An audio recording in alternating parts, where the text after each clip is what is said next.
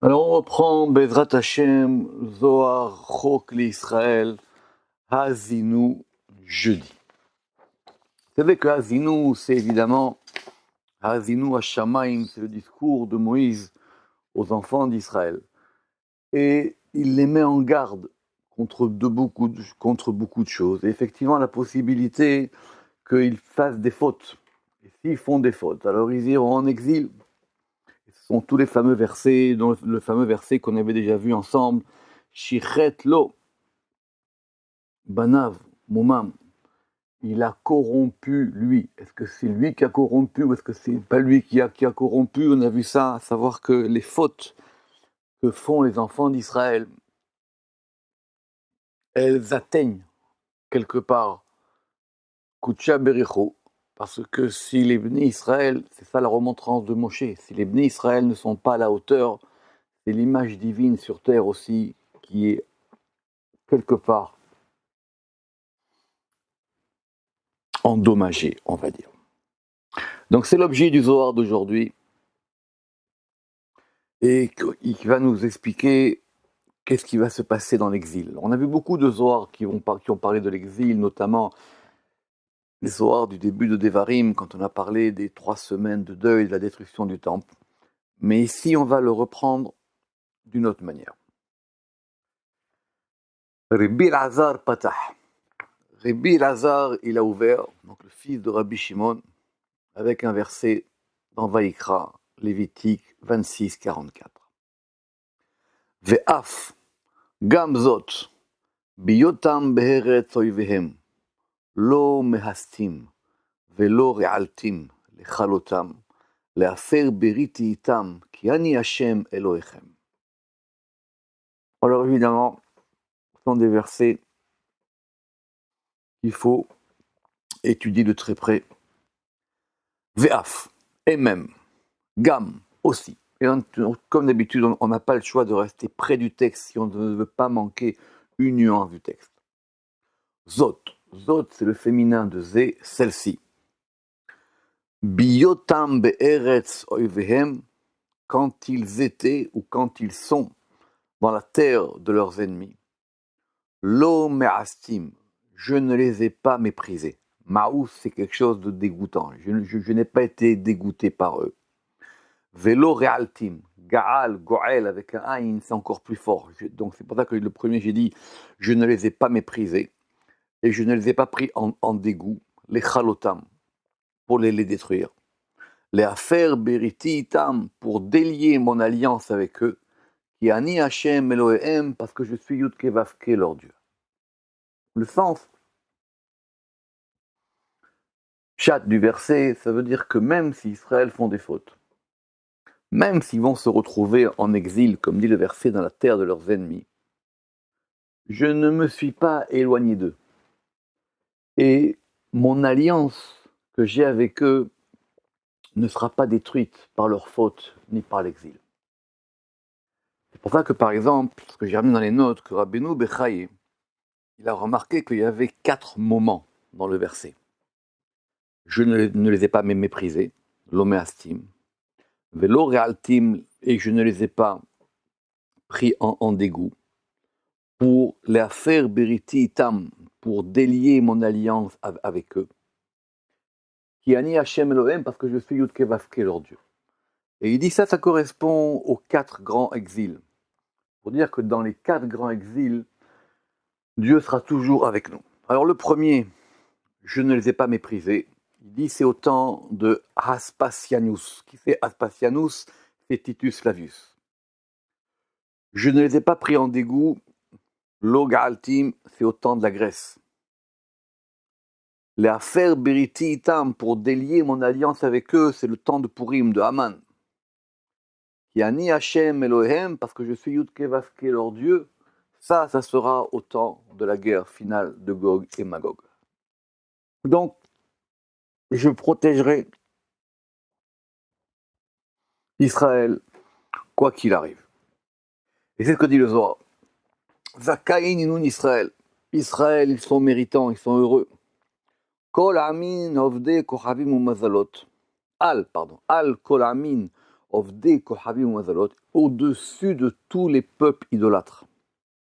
Pourquoi? Dehafalgav, Dehargizu, Kame Mareun, parce que bien qu'ils aient hérité leur maître, Kutsha Berechu, Labahe les Shafkaloun, le Saint béni soit-il ne veut pas les abandonner. Le Rama qui dit sa surveillance, sa Ashgacha, elle est toujours sur eux. Israël sont toujours sous l'œil de Dieu, quoi qu'ils fassent, où qu'ils soient. Des Bechol Atar, parce qu'en chaque lieu, des Ralou Beine Hamemaya, car en chaque lieu où ils sont exilés entre les peuples, Kutsha Berechu Imahun Beraluta, le Saint béni soit-il est avec eux en exil. Le Rama, il a une question. Il dit que ça veut dire quoi que le Zohar il dit que Kutsha Berechu il est avec eux en exil. Évidemment, ça ne manque pas des textes qui vont dans ce sens-là, mais il dit que nous on soit en exil, c'est une chose, mais que par nos fautes on puisse exiler Dieu, c'est un peu beaucoup. Alors il dit, il n'est pas lui-même en exil, mais il est avec eux dans l'exil pour les aider. C'est-à-dire, on ne peut pas exiler Chazve Shalom, Kutsha Berechu. Adaodirtiv, comme il est écrit, et c'est notre verset. Vehav gamzot biotam beheretz oivehem, et même aussi celle-ci quand ils étaient dans la terre de leur ennemi.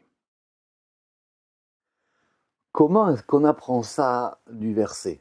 Normalement, on apprend ça du verset de la fin.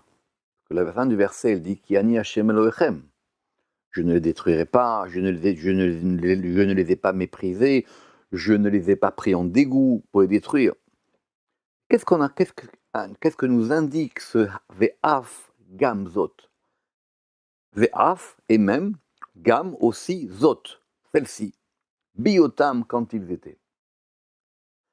Amar Rabbi Abba Amar Af Gamzot Biotam. Il y a aussi ce degré de Zot qui est lié à la Shrina.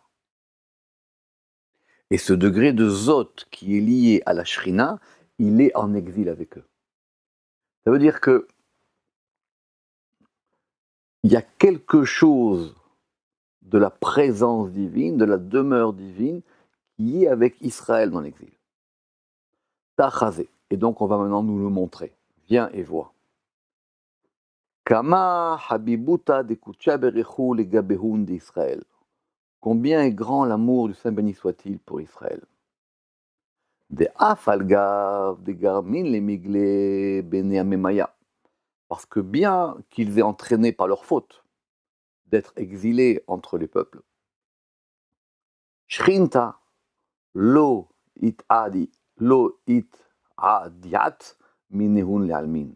La demeure divine, la Shekhinah, ne disparaît jamais d'eux. La Shekhinah est toujours avec eux. Dela tema dehinun bilchudaihu beraluta mishtakrin. Et pour que tu ne dises pas que eux seuls se trouvent en exil. C'est eux-mêmes qui sont en exil. Kutsha Berechu, le Saint béni soit-il, et la Shrina, eux, ils ne sont pas en exil. C'est eux qui ont parti, c'est eux, comme a dit le Zohar à l'instant, des garmines, c'est eux qui ont été la cause, c'est eux qui ont entraîné cet exil. Et là, simplement, il faut reprendre le verset. Ve'af gamzot imahun mishtakecha. Le verset, il a dit, et même aussi celle-ci, Zot, elle se trouve avec eux. C'est ce degré de Zot, de la Shrina, celle-ci, qui est avec eux. Adaodirtiv, c'est ce qui est écrit. Vehav gamzot biotam be'eretz oivehem. Autrement dit, le verset, on devrait le lire ici maintenant, et même aussi celle-ci, quand elle est dans la terre de leurs ennemis. Alors, le Zohar va nous expliquer ça par un exemple. Ça ressemble à un roi, les Malka, d'Ergiz al-Beret. C'est un roi qui s'est énervé, qui s'irrite contre son fils. Il a fait des bêtises. Gazar ale oncha. Il le punit, les itrahaka mine, en l'éloignant de lui. Pourquoi cette punition? Il n'y a pas d'autre punition que de renvoyer quelqu'un de la maison. C'est parce qu'il n'est plus dans la proximité avec le roi. C'est ça que je te punis en te disant quitte chez moi. Je te punis parce que tu ne peux plus vivre dans cette intimité. Tu ne peux plus vivre dans le palais du roi. Tu ne peux plus vivre dans ce rapport d'intimité, d'unicité, de liaison avec le roi. Et donc, il le renvoie. Pour l'envoyer vers une terre lointaine, pour l'envoyer en exil, il dit le Matok Midrash.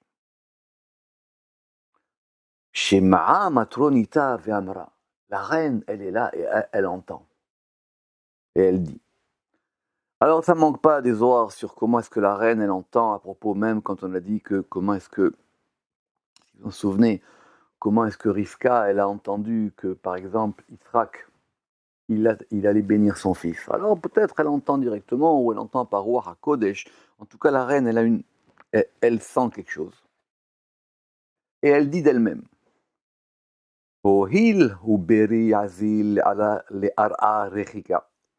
puisque mon fils va vers une terre lointaine, et que le roi l'a renvoyé de son palais, Hana la eshbokle, moi, je ne l'abandonnerai pas. Le Rama qui va rajouter ici une note intéressante. Ça veut dire que c'est la Shrina elle-même qui décide de partir en exil avec Israël. Ça, c'est le premier degré. Quand la Shrina elle-même, elle décide de venir en exil, comme c'était le cas dans l'exil de Babylone. Mais il y a d'autres cas. Il y a aussi un cas où c'est la Shrina aussi qui est envoyée en exil. Et c'est la nuance.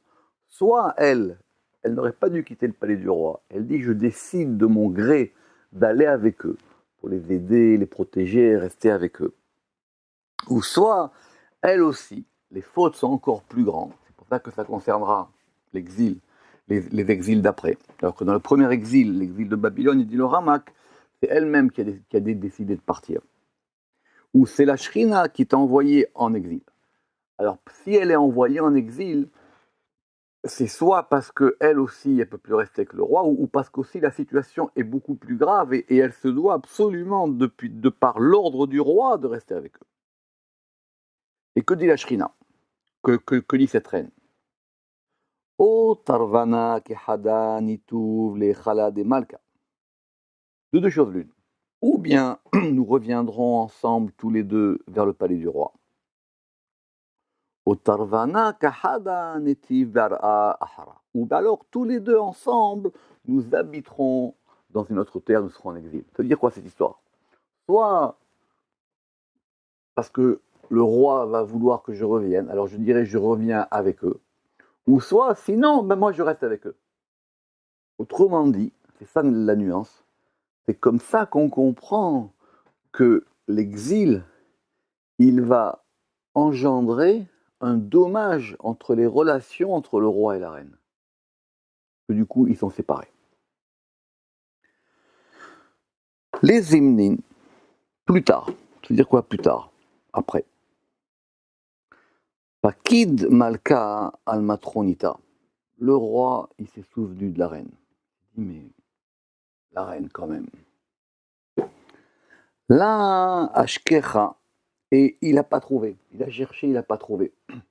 Comme on a vu dans les ordres des buts des Varim, à propos de Echa, quand on cherche la Shrina, Ayeka, où est-ce qu'elle est? On la cherche partout, on la trouve pas. Où est-ce qu'elle est? De Avat Azlat Imbere, parce qu'elle était partie avec son fils. Que fait le roi? Il dit Amar, Ohil ou Matronita Taman, puisque la reine elle est là-bas, Tarvaihun Yituvun, alors ils reviendront les deux. Autrement dit, je suis rassuré. Quand ils reviendront ensemble. Donc je ne peux pas la faire revenir, elle, sans eux. Ou bismina de fakid kucha berechu les matronita. Et quand le Saint béni soit-il se souviendra de la reine pour la faire revenir. Fakid la bekadmita. Il se souviendra d'abord d'elle. Et écoutez bien ce que dit le Zohar. Ou berina pakid livnoi. Et c'est à cause d'elle qu'il se souviendra de ses fils. Le Ramak dit, c'est par le mérite de la présence de la Shekhinah avec Israël, et non pas par le mérite d'Israël, que le Saint béni soit-il délivre Israël. Autrement dit, même, il est possible que l'exil, on en soit sorti, même pas par notre mérite. Que le mérite, peut-être qu'il n'arrive pas, peut-être que l'exil, au contraire, ça aggrave les choses. Mais au moins, ça sera par le mérite de la Shekhinah, parce que le roi, il veut que la Shekhinah revienne avec lui, alors qu'il ramènera Israël, même si eux sont encore fautifs. Adaoudirtiv. Et c'est ce qui est écrit à propos de la sortie d'Égypte dans l'Exode 6.5. Vegam veram hani shamati et naakat béni Israël. Et moi aussi, j'ai entendu la plainte des enfants d'Israël. Asher mitzrahim ma'avidi motam. Car les Égyptiens les asservissent. Vaeskor et beriti. Et je me suis souvenu de mon alliance. Ça veut dire quoi?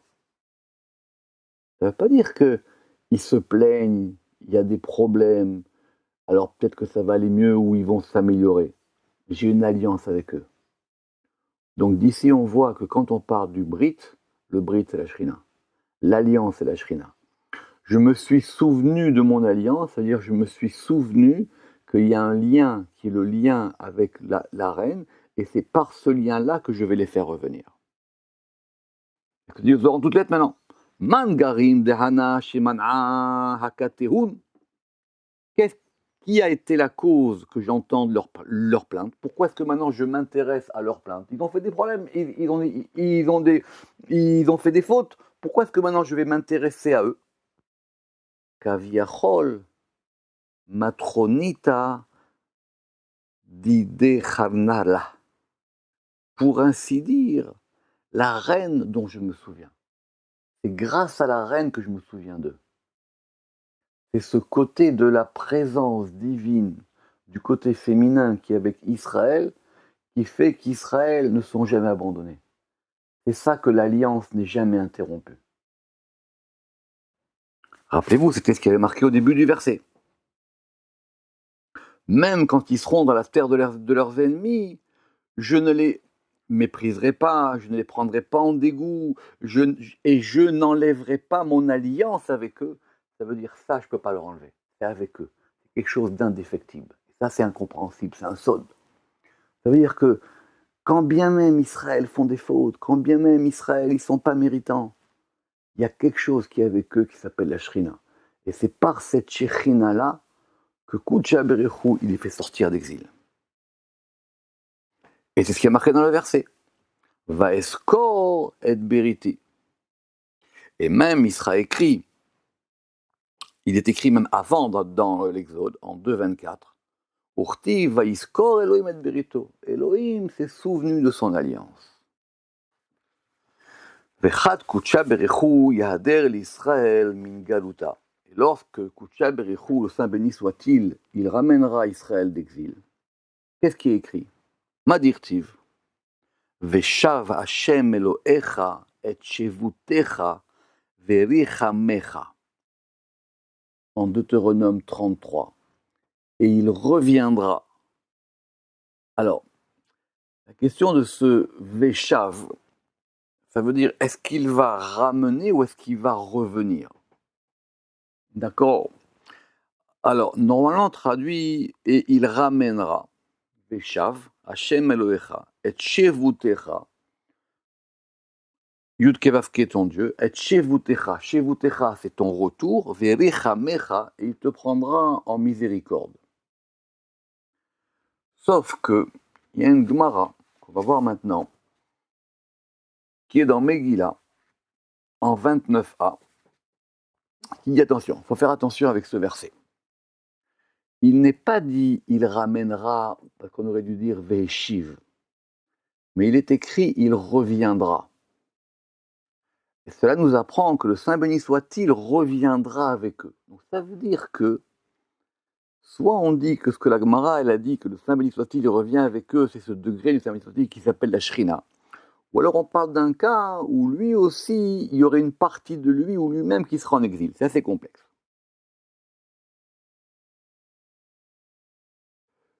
Rabbi Chaim Vital, vous verrez dans la note, il lit le verset en entier. Et le verset, il dit « Et il reviendra, Yudke Vavke, avec ton retour, et il te prendra en miséricorde, et il reviendra, et il te rassemblera d'entre tous les peuples, Yudke Vavke, ton Dieu t'a dispersé là-bas. » Il dit comme il y a marqué 2 fois là-bas, Veshav. Alors il y a une mention pour le Saint béni soit-il, et une mention pour la Shrina. Donc il y a aussi un degré de Kucha Berechou qui est en exil avec Israël. Et c'est ça qui fait que Israël, quoi qu'il fasse, même s'il démérite, l'alliance qu'ils ont avec Dieu, elle est indéfectible. Par ce sod-là de la Shrina et de Kucha Berechou. Et Od Ktiv, le doigt va terminer par un verset extraordinaire. Parce qu'il est écrit dans les psaumes. Ratzita Hashem Artsecha. Que dit le roi David dans les psaumes 85-2? Yudke Vavke, toi, Ratzita Artsecha, tu as voulu ta terre. Shavta, pareil. Tu as ramené chez vous, Yaakov, la captivité de Jacob. C'est quoi ce verset? En avant, ça voudrait dire que toi, tu as voulu que ta terre soit habitée, alors tu as ramené Jacob qui était captif, qui était en exil. Le Matok Midvash, il dit, attention, quand il y a marqué Ratzita Hashem Artsecha, tu as voulu ta terre, ça veut dire tu as voulu le degré de la terre.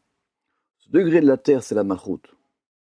Et ce degré de la terre qui est la Malchut, il désigne sous un certain aspect la Shrina. Ça veut dire quoi? Ratzita Hashem Artsecha, j'ai voulu ce degré. Parce que le divin Kaviachol, il nécessite un degré masculin et un degré féminin qui soient unis. Et comme ces 2 degrés ne peuvent pas se délier, alors à ce degré féminin est attaché le degré de la terre, est attaché le degré des enfants d'Israël. Et donc tu as ramené la captivité de Yaakov. Alors donc grâce à ça, tu ramèneras Israël de l'exil. Qu'on soit délivré de l'exil, bimera biyamenu begeula shelema, baruch Adonai leolam, amen ve amen.